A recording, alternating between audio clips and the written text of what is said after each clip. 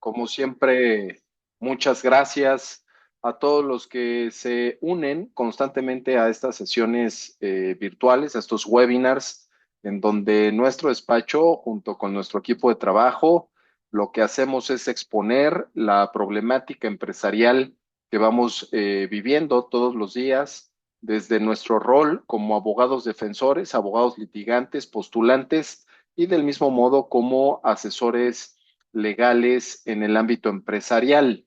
En esta ocasión nos complace darle la bienvenida a uno de nuestros socios, al maestro Iván Sarmiento, que es quien actualmente dirige el área de defensa legal, el área contenciosa dentro de Intrade Smart Law Firm.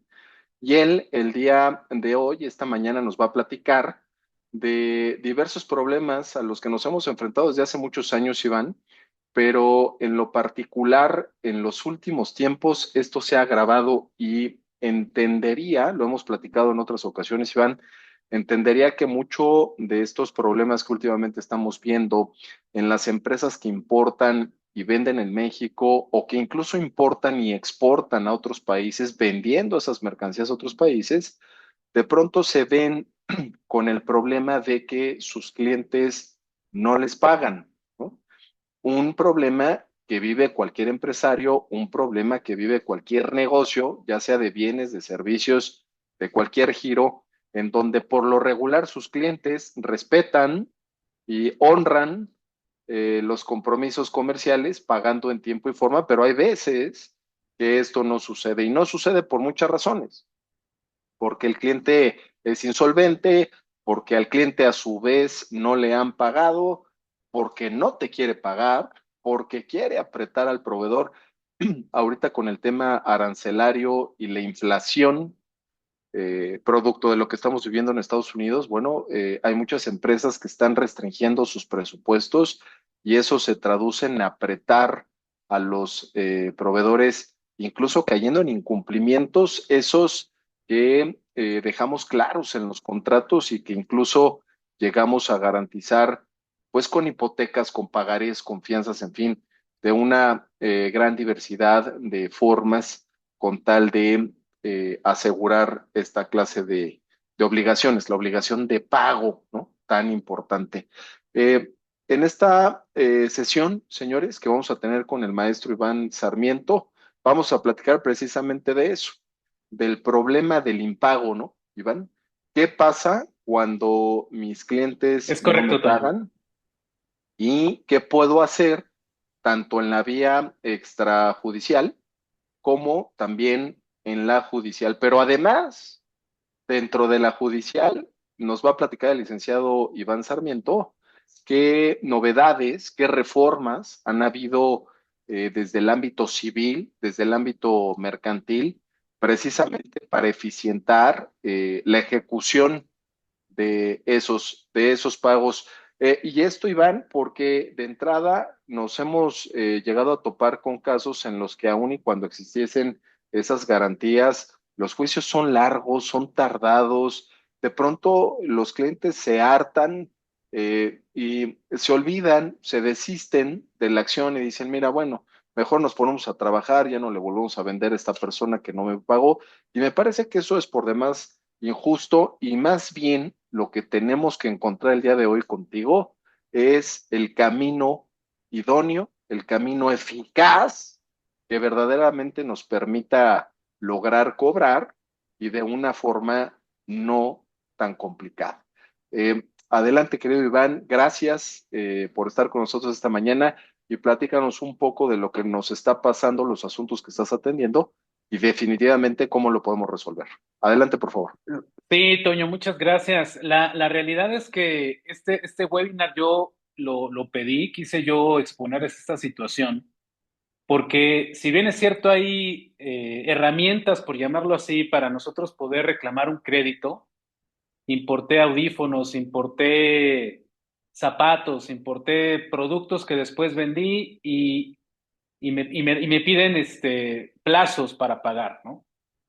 Y me ha tocado también, por ejemplo, que las personas que reclaman algún pago, pues documentan ese pago con un pagaré, ¿no?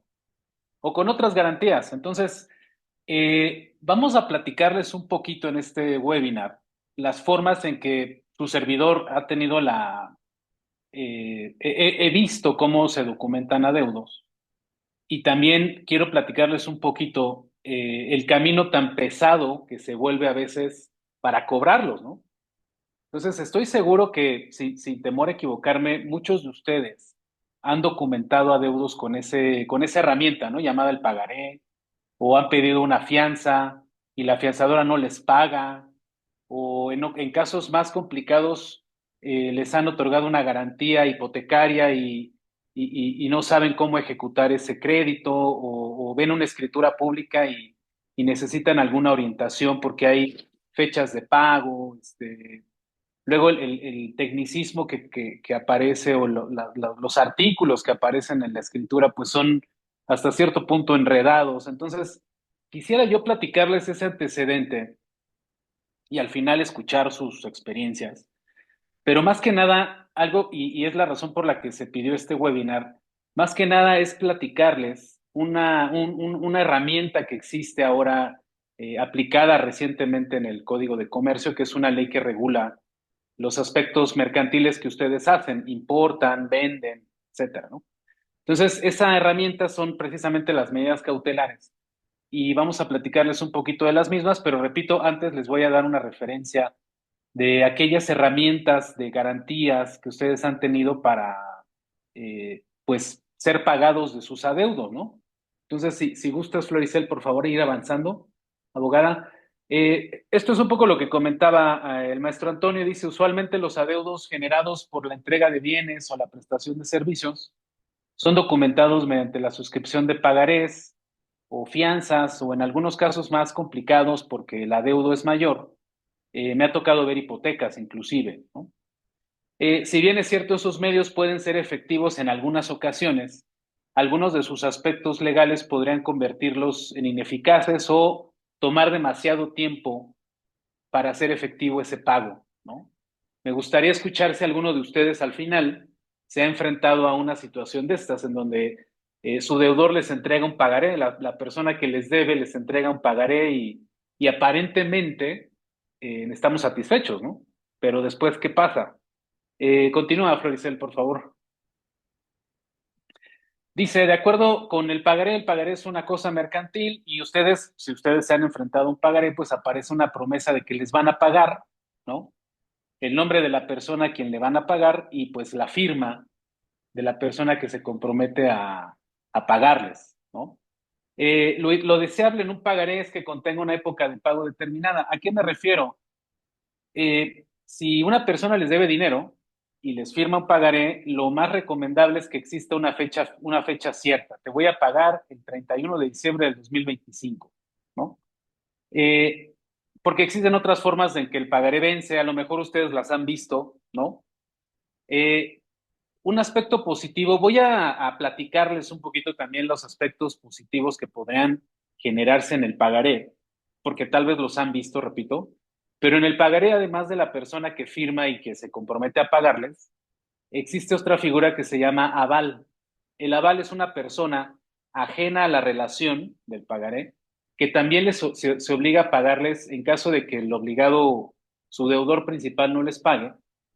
El aval se compromete a hacerlo, ¿no?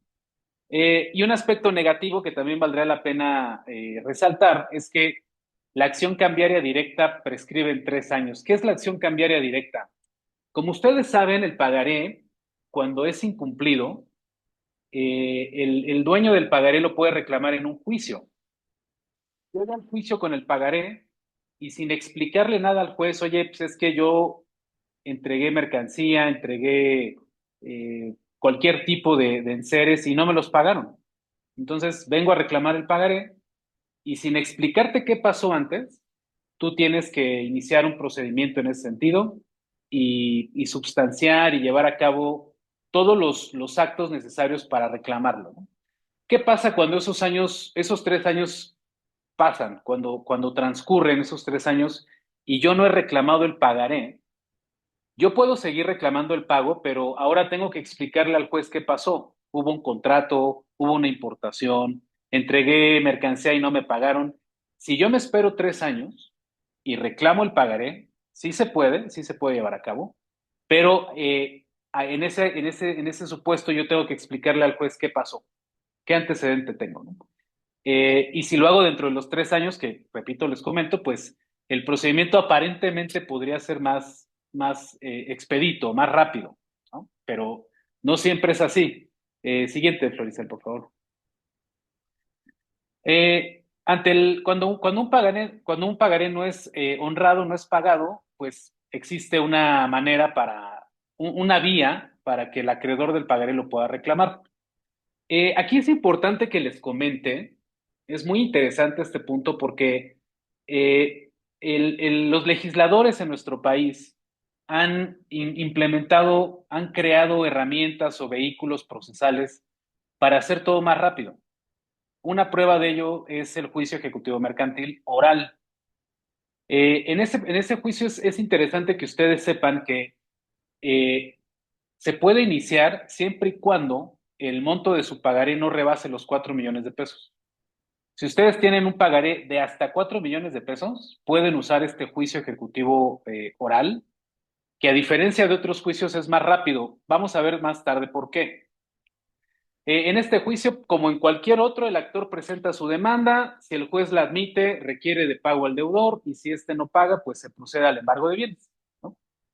El deudor cuenta con 8 días para contestar la demanda y posteriormente se celebran dos audiencias, la audiencia preliminar y la audiencia de juicio.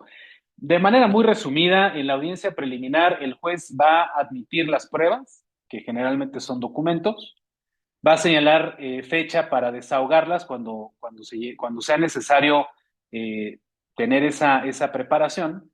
Y en la audiencia de juicio, el juez dicta la sentencia al terminarla. Entonces es muy rápido el juicio, ¿no? Continuamos, Florisel, por favor. A pesar de la existencia de dicho juicio y de que ninguna de sus resoluciones es susceptible de ser apelada, una vez que se dicta la sentencia, pues por el juez, perdón, el actor tiene la tortuosa tarea de ejecutar la sentencia, ¿no? Entonces, sí es muy importante comentarles, el juicio ejecutivo mercantil oral se puede usar solamente por pagarés cuyo monto no rebasa los 4 millones de pesos. Recuerden que no incluye los intereses, solamente es la suerte principal.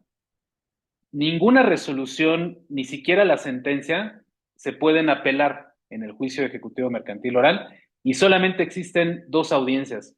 Si ustedes me preguntan, oye Iván, ¿cuánto dura el juicio ejecutivo mercantil oral? Yo les diré que no duraría ni más, no dura ni 3 meses.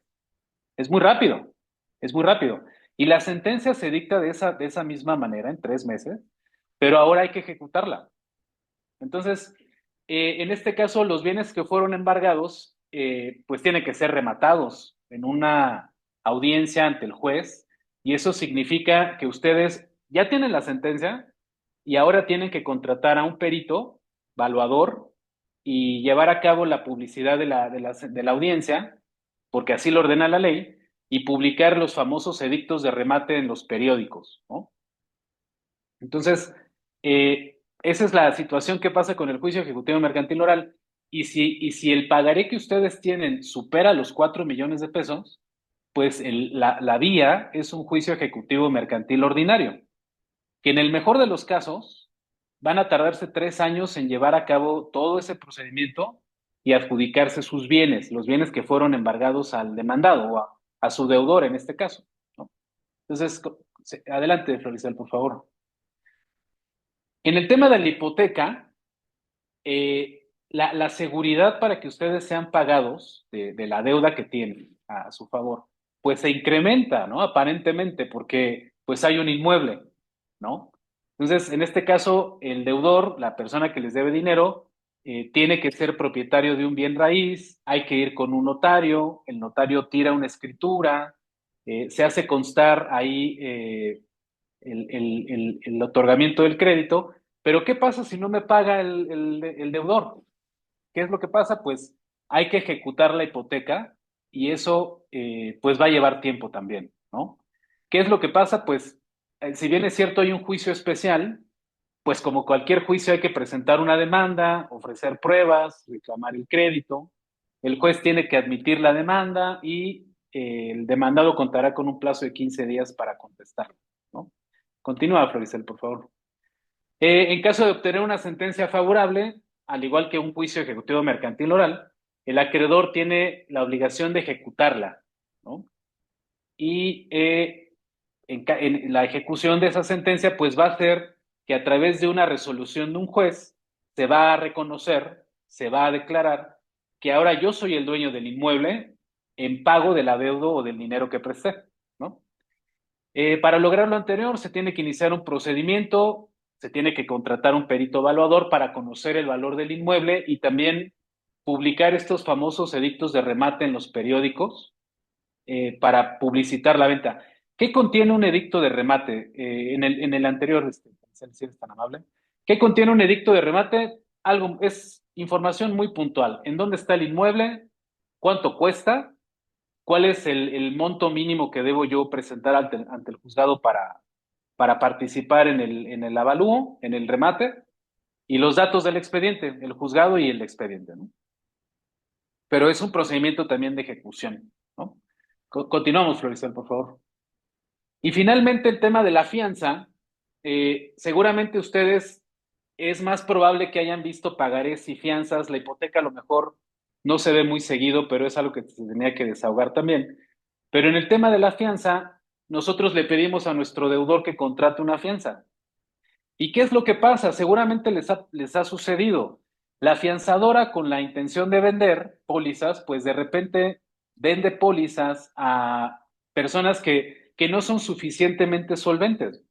Tienen un inmueble o tienen dos inmuebles, pero están en una población en Veracruz, o están en Ciudad Juárez, o están en localidades en donde demandarlos en la Ciudad de México y luego ir a rematar el inmueble allá es complicado, ¿no? Entonces, la afianzadora con tal de vender, pues de repente no se fija mucho en el tema de la solvencia de nuestro deudor y nos enfrentamos a esa situación, ¿no? ¿Qué es lo que pasa cuando mi deudor no me paga? Pues yo tengo que seguir también un procedimiento que está regulado en la Ley de Instituciones de Seguros y Fianzas. Yo tengo que presentar mi reclamación, la afianzadora la va a revisar, me puede pedir documentos y al final va a determinar si me paga o no, ¿no? Si me paga, que yo les comento por experiencia personal, por los temas que vemos en Intrade, pues son los menos. Las afianzadoras y las aseguradoras siempre buscan la manera de no pagarte. ¿Qué pasa cuando sucede una situación así? Yo tengo que voltearme e ir a Conducef, acusar a la afianzadora con Conducef, decirle, oye, no me paga. Conducef cita a la afianzadora y trata de conciliar a las partes, ¿no? O puedo yo iniciar también un juicio, que también es especial, que aparentemente es rápido, en donde yo, ante un juzgado, le demando a la afianzadora el pago de la póliza, ¿no? Noten cómo aparentemente el pagaré, la fianza son instrumentos rápidos, entre comillas, que me podrían dar el pago. La hipoteca es más segura porque hay un inmueble, pero noten por favor que todos llevan pues un procedimiento judicial, ¿no? Y eso va a significar tiempo, dinero y nos enfrentamos al tema de la solvencia de nuestro deudor, ¿no? Continuamos, Florisel, por favor. Pero ¿qué pasa cuando nosotros ponemos atención en las medidas cautelares? En Intrade consideramos importante llevar a cabo este webinar para comunicarles las experiencias positivas que hemos tenido en las medidas cautelares en materia mercantil. Lo más importante para activar este procedimiento es contar con un documento escrito y firmado por nuestro deudor, en el cual se reconoce la existencia de un adeudo y una fecha cierta para cubrirlo. Aquí Antonio me decía, oye, pero ¿cómo le voy a hacer para que me firmen un convenio o para que me firmen un documento con esas características que tú me pides? Y yo le contesté, de la misma manera en que te firman un pagaré. Existe esa posibilidad, un documento en donde se reconoce un adeudo y una fecha cierta de pago. Eso es todo lo que nosotros necesitamos para activar este procedimiento que ahorita les voy a platicar y que tiene muy buena pinta, que nos puede servir mucho. Continuamos, Luis, por favor. ¿Qué son las medidas cautelares? ¿Qué son las medidas cautelares? Esto es lo más importante que deben de saber. La ley me permite, antes de iniciar un juicio, entiéndase una demanda, presentar las pruebas, etcétera, antes de iniciar un juicio, yo puedo pedir una medida cautelar. Aquí, disculpen, de repente las palabras suenan muy técnicas, pero así las bautiza la ley. ¿Qué es una medida cautelar? Es un acto prejudicial y es prejudicial porque es previo a que se inicie un juicio. Yo puedo iniciar este procedimiento antes de presentar una demanda. ¿En qué consiste? Lo más importante que deben de saber es que cuando nosotros activamos las medidas cautelares, la ley siempre nos pide que garanticemos los daños y perjuicios. ¿Cuánto ascienden esos daños y perjuicios? Ahorita lo vamos a ver. ¿En qué consiste la medida cautelar? El juez ordenará de plano, es decir, sin preguntar, va a ordenar embargar las cuentas bancarias de su deudor. Oye, pero sin juicio, sin demanda, sin demanda. Yo presento una solicitud ante el juzgado donde le digo, oye, hay un documento que trae una deuda, ya venció y no me pagan. Te pido, por favor, que me tengas iniciando estas medidas cautelares. El juez va a ordenar embargar las cuentas bancarias del deudor, que nuestro deudor tenga contratadas con cualquier banco, Bancomer o BBVA, Banamex, HSBC, cualquier banco que tenga nuestro deudor una cuenta bancaria va a ser afectada por el mandamiento del juez. Oye, pero ¿cómo le va a hacer? Se libra un oficio a la Comisión Nacional Bancaria de Valores. El juez ordenará embargar las cuentas que tenga contratadas nuestro deudor sin notificárselo, sin notificárselo. Nos ha tocado promover esas diligencias y nos ha tocado también clientes contra quienes son promovidas esas diligencias. Y es muy desesperante porque cuando nosotros somos los afectados, nuestros clientes nos marcan y nos dicen, oye, Iván, no puedo mover el dinero. Y encima de todo, el ejecutivo de cuenta no me sabe explicar qué pasó. No puedo pagar nómina, no puedo pagar impuestos, voy al banco físicamente, marco y no saben decirme qué pasó. Ah, pues hay una medida cautelar en donde el demandado no sabe ni qué juzgado lo embargó, ni por qué lo embargó. Obviamente ni quién lo embargó. No sabe cuál de sus acreedores inició este procedimiento, ¿no?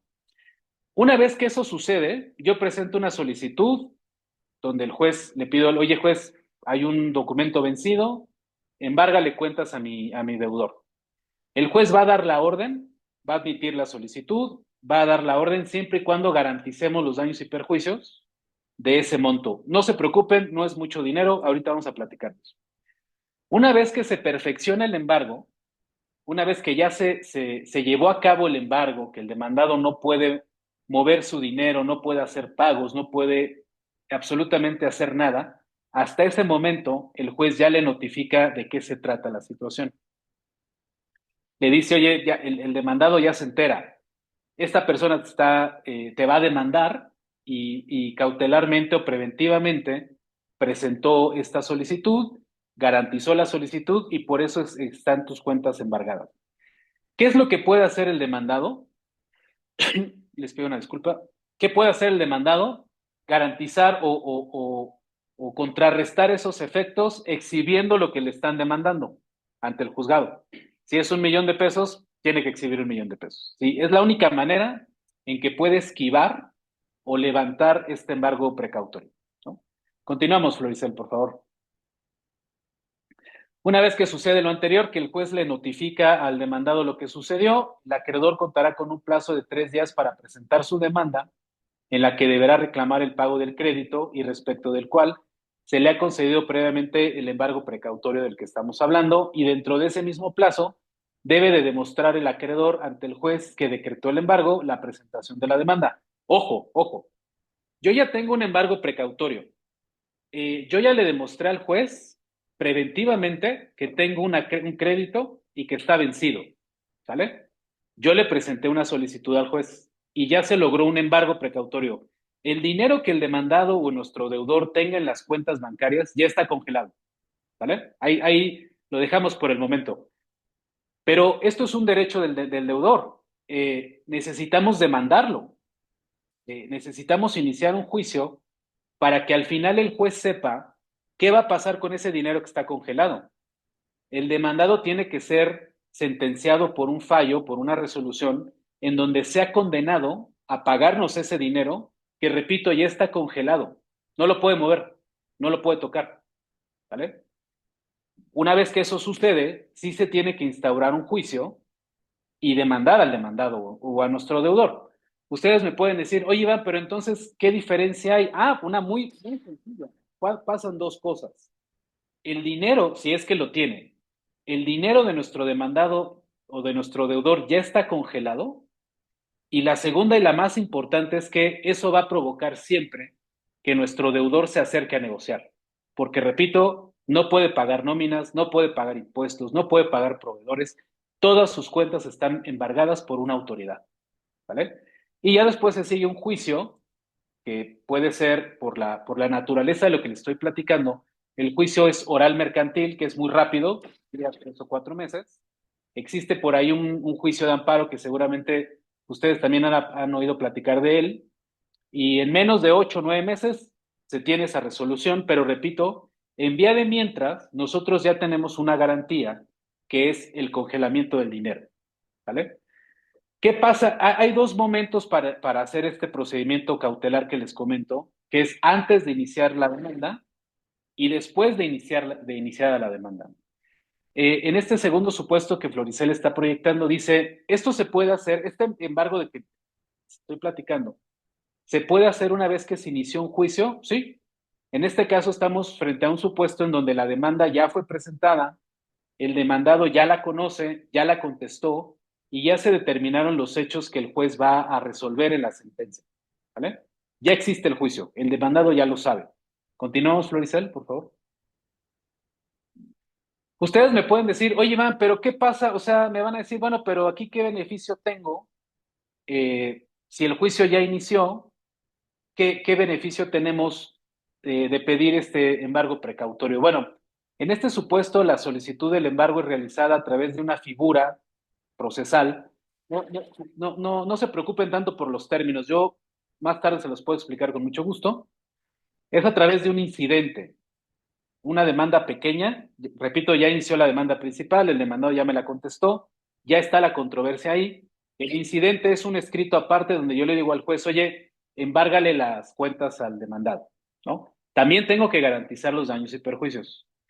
En este tipo de procedimientos hemos experimentado que comenzamos el juicio sin un documento sólido.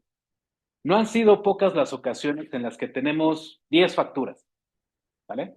Presentamos el juicio por las 10 facturas, el deudor me contesta la demanda y me dice, te debo 3. Ah, pues ya con esas 3, yo puedo pedirle al juez y decirle, oye, juez, el demandado ya contestó la demanda y dice que de las 10 facturas me debe 3. Ah, pues, y si esas 3 suman 100,000 pesos, sobre esos 100,000 pesos, embárgales todas las cuentas, todo el dinero.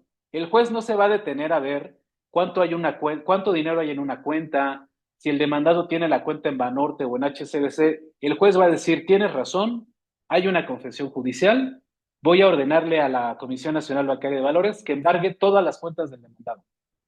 Y en ese juicio, que ya comenzó, se traba un embargo a mitad del camino, si me permiten la expresión, y las cuentas siguen congeladas, salvo que el demandado exhiba el dinero que se le está reclamando, ¿no? Continuamos, Florisel, por favor. ¿Qué es lo que pasa al final de las dos formas, antes de iniciar el juicio o después de iniciado el juicio? ¿Qué es lo que va a pasar? Si yo al final le gano al deudor, demuestro que me debe el dinero con este documento que ya les platiqué o con una confesión posterior en el juicio, el juez va a ordenar entregarnos el dinero.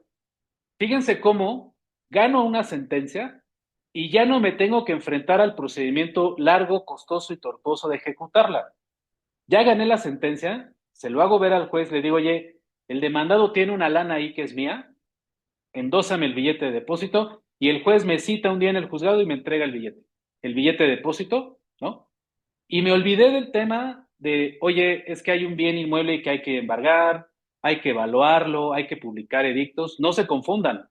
Gano yo el juicio, la sentencia es condenatoria y en cumplimiento de esa sentencia el juez me va a decir, Iván, aquí está el dinero que le embargamos previamente al demandado, a tu deudor, Y además te voy a devolver, como ganaste, te voy a devolver el dinero que me exhibiste para garantizar los daños y perjuicios.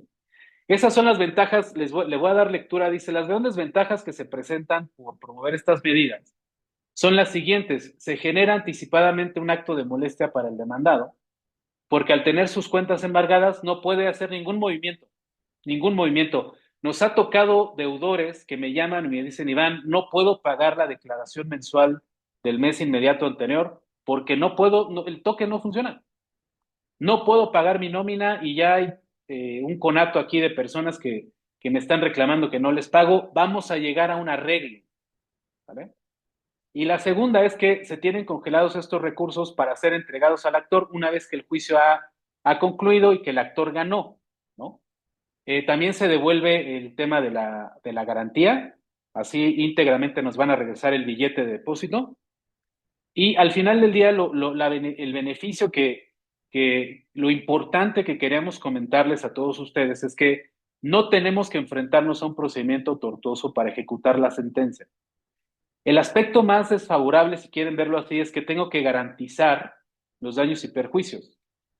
Pero si me admiten esa solicitud de embargo precautorio y yo tengo claramente la existencia de esa obligación y que está vencida, prácticamente estamos frente a un juicio ganado, ¿vale? Por eso el juez admite la demanda y por eso nos pide una garantía porque la ley lo obliga, ¿no?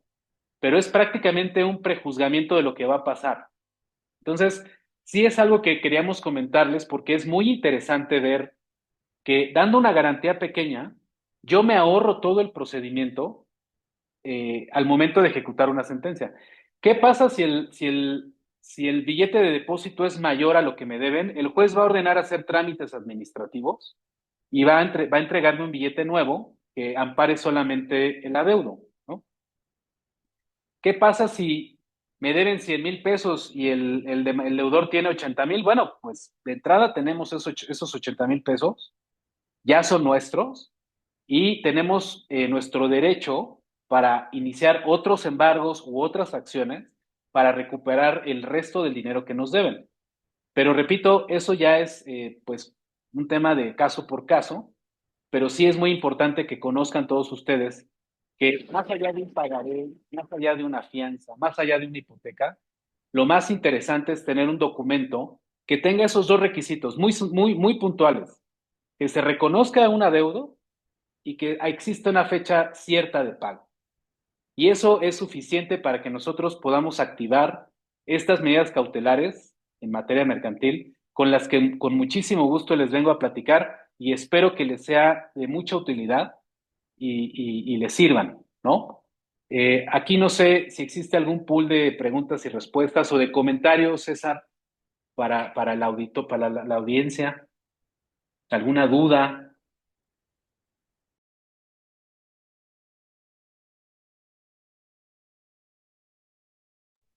Yo no tengo ninguna pregunta en el chat, no sé de su lado.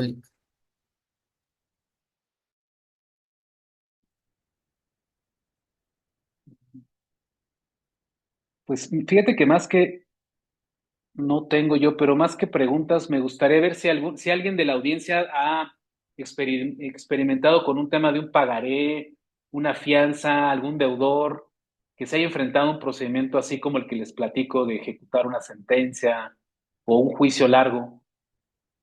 Estoy a sus órdenes, me gustaría mucho escucharlos. Pueden mandarnos sus preguntas al chat o bien levantar la mano si gustan prender su micrófono. Sí, César, gracias.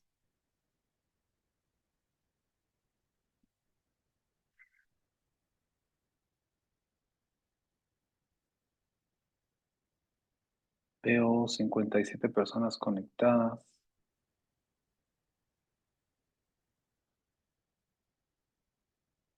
Estimado César, creo que no hay preguntas. De todas formas, está abierta la invitación para que puedan enviarlas por correo, ¿no? César. Sí, correcto. Ahorita al Ah, finalizar la ya. sesión les voy a compartir la presentación mostrada y ahí nos pueden responder si tienen alguna duda, alguna consulta. Estamos a sus órdenes. Nos escribe Denise Valenzuela, sin dudas, muchas gracias. No, gracias a ti, Denise. Ojalá y les haya servido la información. Piensen muy bien, esta vía que les presentamos es muy expedita, es muy cómoda y pues seguimos a sus órdenes. Gracias por su tiempo, por la atención y César, te cedo la palabra para que des la conclusión de de la plática, César. Sí, muchas gracias, Lick. Solamente les recordamos que cualquier duda, comentario que tengan, con gusto nos los pueden mandar por correo electrónico. No sé si puedas poner nuestros datos de contacto, Flor.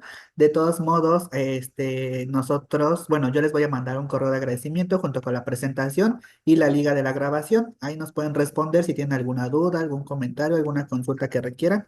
Estamos a sus órdenes. Si no Muchas tienen gracias a todos. una pregunta adicional o algún comentario, los esperamos en nuestro próximo webinar. Gracias, hasta luego. Que pasen buen día, hasta luego.